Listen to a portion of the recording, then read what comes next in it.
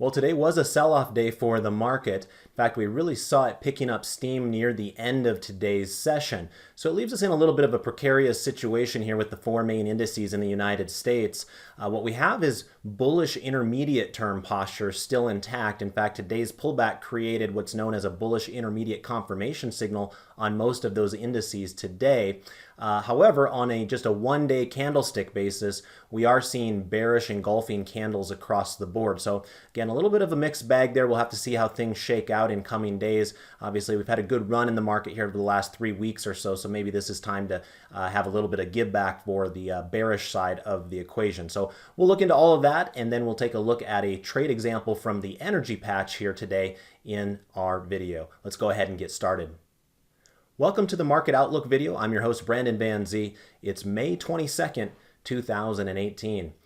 First of all, I want to welcome you in. If you are new to this video, we appreciate you checking this out. You can go ahead and click subscribe on YouTube itself in order to then be subscribed to our channel to get these videos sent directly to you in the future. If you enjoy the videos, we would encourage you to give us a thumbs up there on YouTube itself. You're also welcome to leave comments if you so desire. And then lastly, in the description area, you'll see some different links. One of those links will allow you to sign up for the Market Scholars email distribution list, which would then allow you to see an email whenever we do post these videos. And then it also entitles you to some of the bullish and bearish clusters, or overbought, oversold clusters, however you want to say that, within the S&P 500 itself.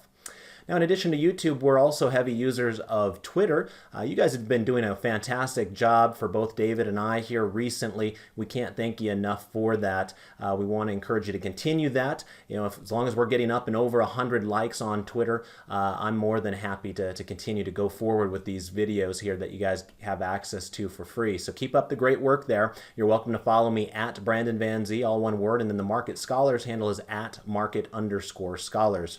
We're also on Facebook, so feel free to jot down that email or that web address that you see on your screen in front of you and join our group of over 1,000 folks there, where we can continue the conversation about these markets even beyond these videos.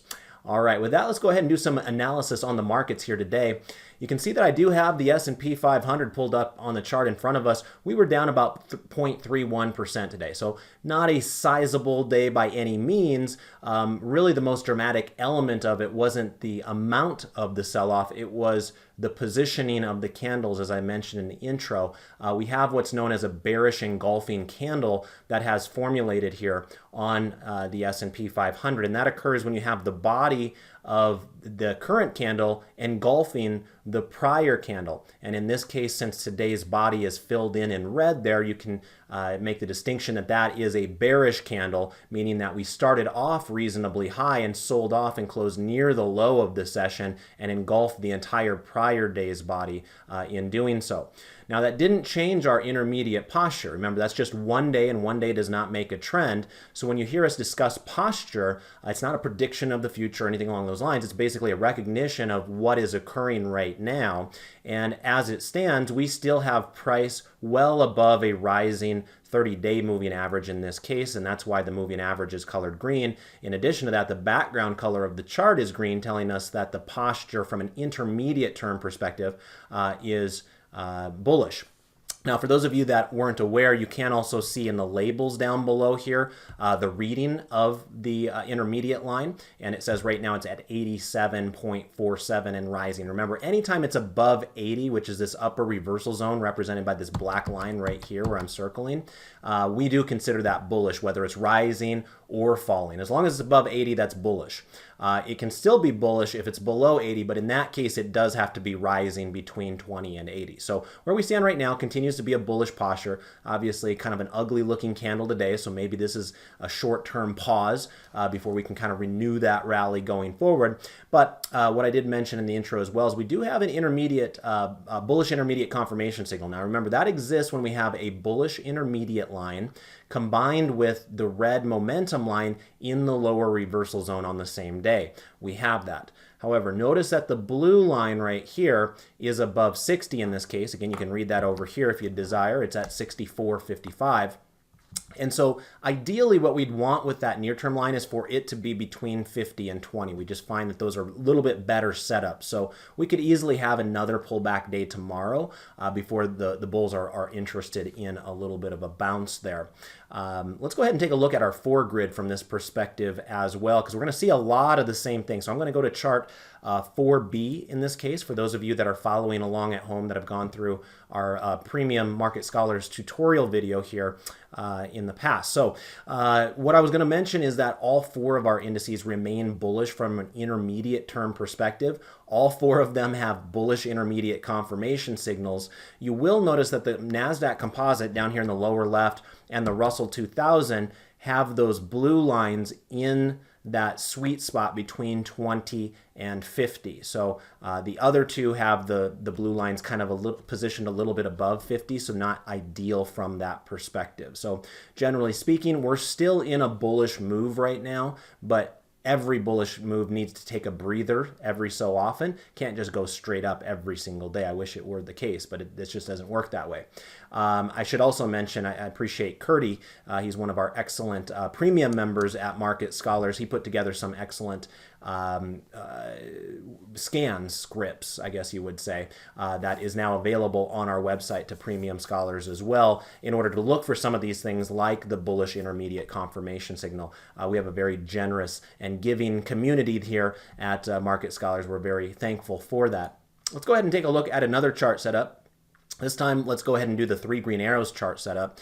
And here we do have 3 green arrows across the board, no matter what of these 4 indices that you are looking at here today. Many of them are a bit long in the tooth, so keep that in mind. You know, for those of you that attend my Monday sector-based trend trading class, you'll know that we typically are looking for signals within the last 5 candles. And so you will notice that on all 4 of these indices, we passed the 5-day marker for 3 green arrows a long time ago, right? For just one example, on the Russell 2000 down here, this would have been the candle right here. In fact, let me do this. I'll right click, go to maximize sell.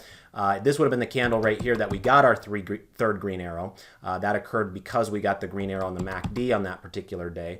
So we've really gone 1, 2, 3, 4, 5, 6, 7, 8, 9, 10, 11, 12 days now since we've gotten that signal. So again, we generally try to catch them in the first 5 sessions if we can. So keep that in the back of your mind. Just like I mentioned before with the other setup, you can't go up every single day, no matter what technical situation that you're trying to trade. Let's take a look at another grid here. Let's do the 4 grid for the 1040 crossover method. Again, you can see the label in the upper left if you're following along with me on your own Thinkorswim platform. This is chart 4D. And you can see here that we do have bullish postures across the board from a longer term perspective. As a reminder of what we're looking at on this particular chart, this is a weekly candle chart. So every one of the candles you see is weekly in nature, and this goes back over 3 years in time. The background color determines whether we've had a crossover of the moving averages or not. So sometimes you'll hear David and I refer to this as the 1040 crossover method. And what we're looking for are significant changes in trend. We're willing to withstand the hiccups along the way. We just don't want to be aboard the train when it really starts wrecking. You can see that recently we have had some hiccups, some bumps along the way, where we've had that orange line, which represents a 10-period moving average, coming down closer to that blue line, which represents the 40-period moving average, but we still haven't crossed it. It hasn't been quite as smooth sailing as we saw earlier in 2017, but at the same time, it hasn't been a complete train wreck at this point either. So we'll continue to monitor this for you. When we do see that crossover occur, of course, you're going to hear about it through these videos, through David and I's analysis along the way. Let's now do a little bit of 12 grid analysis, going to chart 4E. And for this, I do have to kill that camera feed so that you guys can see all square inches of my screen here. And what we're typically looking for here on these 12 grids is either major trends or major reversals. As a reminder of what we're looking at here, this is chart 4E in the upper left. You can read that in the pink label. And the background colors of each of these charts are either green or pink. And how that is determined is whether the intermediate term posture is considered to be bullish or bearish using that market forecast indicator. And so as you can see with the intermarket 12 grid that we're looking at right here, it's a mixed bag, and it typically is. Remember, we're looking at a wide variety of assets when we're looking at this particular setup here. And so some of the things that do catch my eye are right up here. Treasury yields continue to be strong. They were flat today, but the trend is certainly bullish, and so that is a bearish trend for bonds. And you can see down below the long bond here with TLT continues to have a bearish posture there. As we look at other trends, the US dollar has been one that we've been talking about for quite a long time here. Notice the US dollar really broke out in mid-April and has been just strong as all get out ever since then. Of course, we have folks like Larry Kudlow in the White House now as an advisor, and of course they want a strong dollar. So if the White House has their way, they'll continue that action. But remember, that does cause reverberations across financial markets. Generally speaking, a strong US dollar leads to weaker commodity prices and also leads to weaker prices in foreign stocks and also multinational stocks in the United States, at least in comparison to domestic-only stocks in the United States. And we are seeing that play out to a degree. If you were to look at the ratio chart with IWM versus DIA, you can kind of see that. And we'll take a look at that here in just a minute. Before we do, just recognition that crude oil remains strong. It was down today, 0.44%, but clearly this is a trend that has had a hard time having any of the bears slow it down, at least in the last 3 months, which is the length of this chart that you see down here in the lower right-hand corner. Let's take a quick peek at that ratio chart just to kind of tighten up that point a little bit. And it's down here in the lower right-hand corner. You will notice that IWM is the small cap kind of proxy, and then the DIA is the mega cap proxy. Now, as most of you are aware, mega caps would represent the Dow Jones, and that generally represents multinational companies. They are headquartered in the United States, but in some of the cases, like your Procter & Gamble's and your Coca-Colas, they actually do more business outside of the United States than they do inside of the United States. So as you can see here from this ratio chart, we do have the small caps clearly outpacing the mega caps over the last 3 months. And again, going back to that conversation I just had a moment ago regarding the US dollar, that does seem to make some sense there. If the US dollar is really strong, it does threaten the perceived profits of those large multinational companies, and it will do less damage to those companies that are based purely in the United States. In fact, in some ways, a strong dollar helps domestic-only companies in the United States that are oftentimes those smaller cap companies. A reason for that is if they're selling, manufactured products, oftentimes they're buying those manufactured products from China or Vietnam or what have you. And if they're using a strong US dollar to buy their resources or even their manufactured product itself to then just resell in the United States, they're able to buy more of those resources or manufactured products when the dollar is strong. So you are seeing that trend playing out pretty nicely here in terms of this ratio chart. For those of you that like to look at the VIX, recognition here that the VIX is the VIX to VXV ratio is right kind of in that middle neutral area, 0.9. We just haven't seen a big move either direction out of the VIX here in the last week or two. So not a whole lot to report there. Otherwise, as you can see from these ratio charts, we do have a number of things that are trending from a ratio perspective. Commodities versus bonds, very strong right now up here in the brown.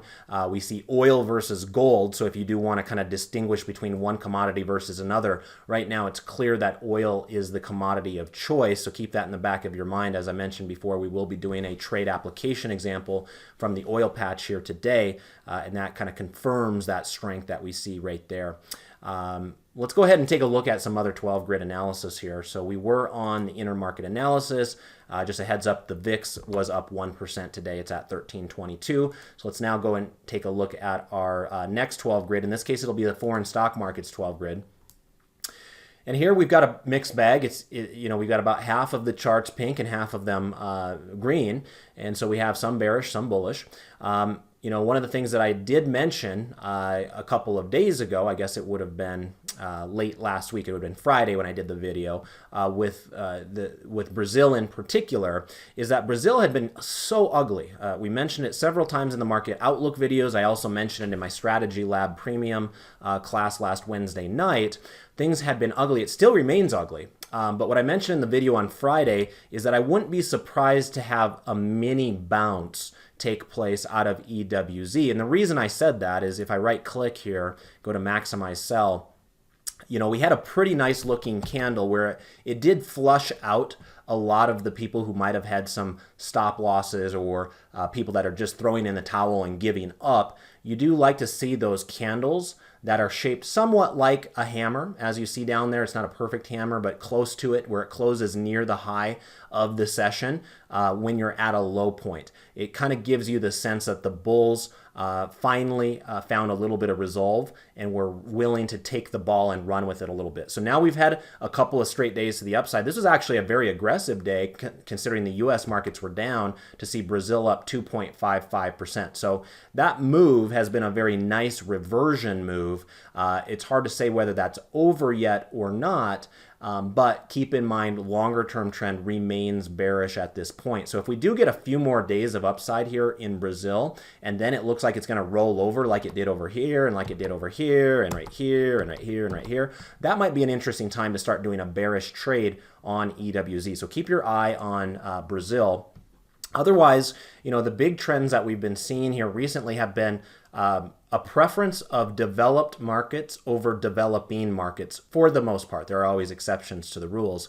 But you can see here that Canada and the United Kingdom have remained resilient. Kind of in the middle here, we also have Australia and Israel remaining pretty strong, and even Germany got back into the swing of things with a bullish posture down here in the lower left-hand corner. Now that chart doesn't look quite as strong as the United Kingdom does, but again, just a recognition that markets participants right now are not as enthusiastic about the emerging markets as they are with some of these domestic ones.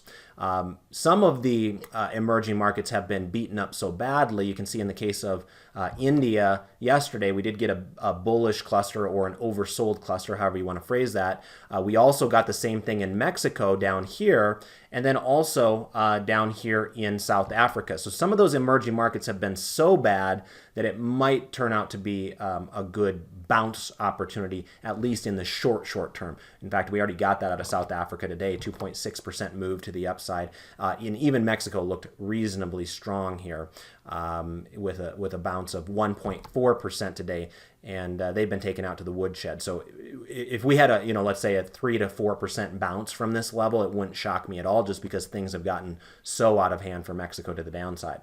Let's take a look at another 12 grid. In this case, we'll do the U.S. sectors.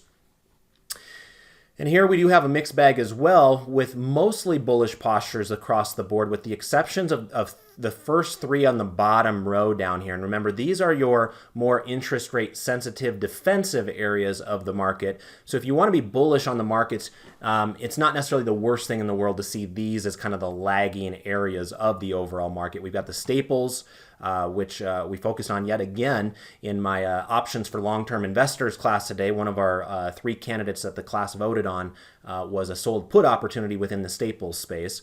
But we also have telecom and the utilities struggling. However, I would note that the utilities had a nice little bounce here today. It could have been better. You can see that if I right click on the chart, I'll go to maximize sell. If we would have closed at the high end of this candle, that would have actually been a pretty impressive day for the utilities. We still closed higher, which leads me to believe they were probably the best performing sector of the day, 0.36 or 0.37 to the upside. So still a pretty nice day that we're looking at there. We did get our Cahold. Remember, Cahold is a close above the high of the low day. With this candle right here being the low day, the high of that day would have been right here. Yesterday, we didn't quite close above that. So today, we finally did close above that candle's high. And sometimes we will see a substantial bounce from those levels. Coincidentally, we do have a horizontal support area down at that area as well from some of this congestion that we saw back here in early March. So keep your eye on utilities, particularly if you start getting the sense that this market wants to go from risk on to risk off. You might find some of that money drifting back over towards those utilities along the way. Notice that energy was down today, 1.33%, but obviously remains in a strong uptrend and continues to have that bullish intermediate term posture. Again, we're going to be looking at a trade application example from that sector here in just a moment.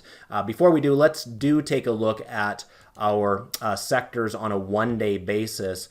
And you can see that actually it was the financials, somewhat surprisingly. Financials were up 0.67% today, followed by the utilities. Then you have your real estate companies.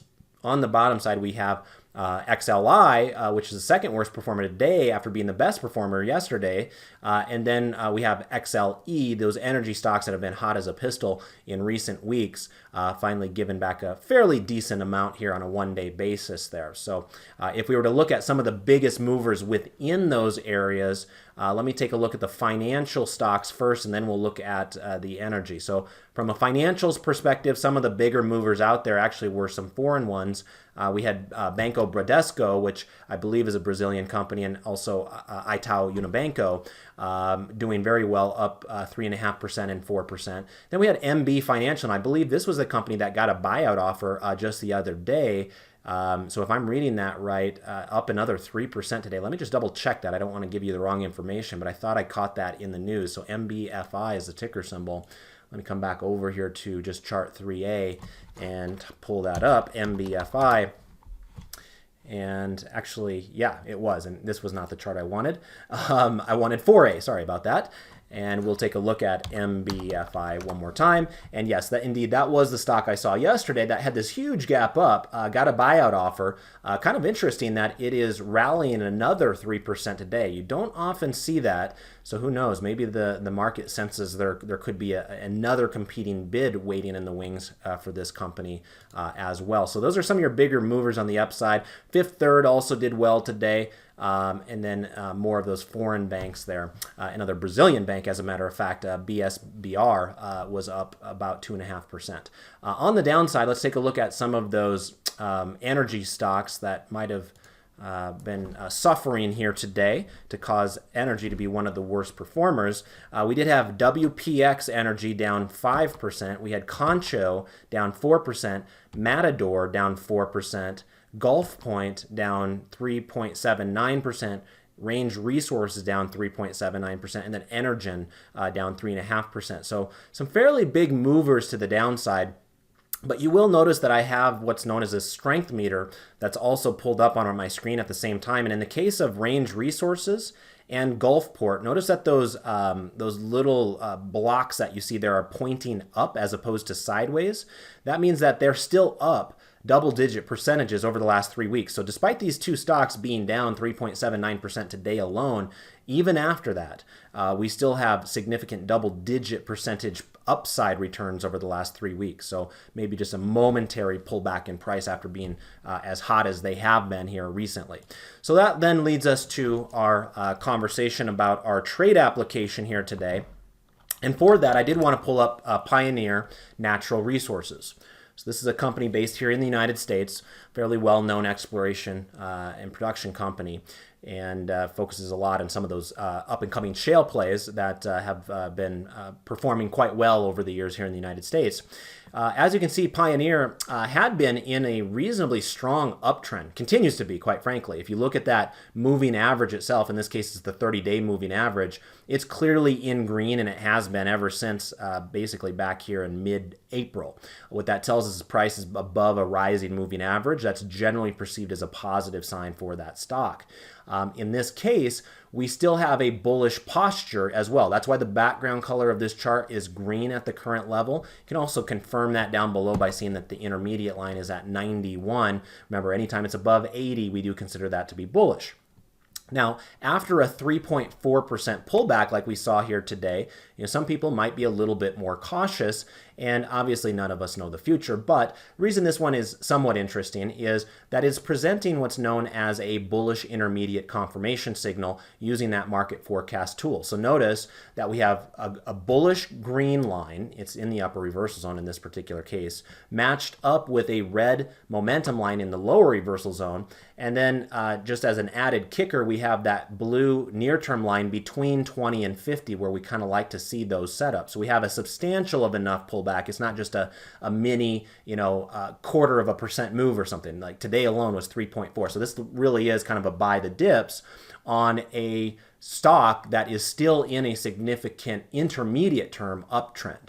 You'll also notice that where we stand right now with this pullback is right back to this congestion area where we were here at the beginning of May. And as many of you are aware, the theory of technical analysis is old resistance can become new support. So over here, this level was resistance. It just couldn't quite get up and over there for quite a few candles in a row before finally breaking out. Well, now we're retesting that level. So we'll see how we do right there. I like it when those levels are retested at just a hair above those moving averages because it gives me the impression that, hey, we might be able to find people coming in to buy the stock based off of this theory of support over here. And if that fails, then we'll have one more chance to see a bounce as this comes down to the moving average. Because a lot of these stocks, once they get in their strong trending gears, a lot of times they will bounce off of those rising 30-day moving averages as well. So we'll see how that one shakes out for us. What I thought we would do here today is do what's known as a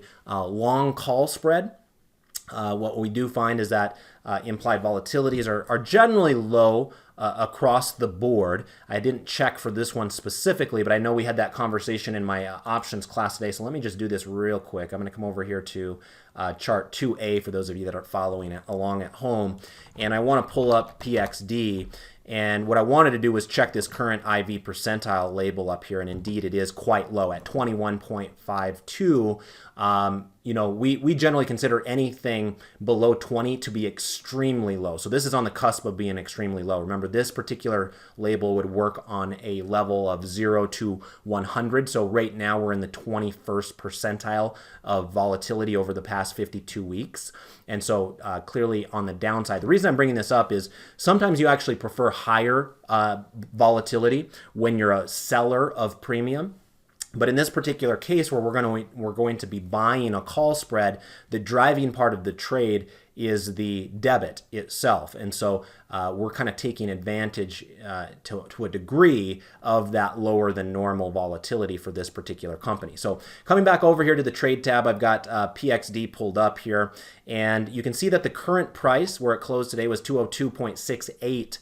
Generally what we like to do is grab one that's in the money, one that's out of the money. So we're going to buy the one that's in the money, sell the one that's out of the money, and we're going to kind of straddle the at the money strike. So right now, the at the money strike would clearly be the 202.50. It's only 18 cents away from where it closed right here. So in this particular case, I want to buy the 200 and sell the 205. And you'll notice that both of these strikes have some fairly good liquidity as well, which may be important for some of you if you need to bail on this trade later on.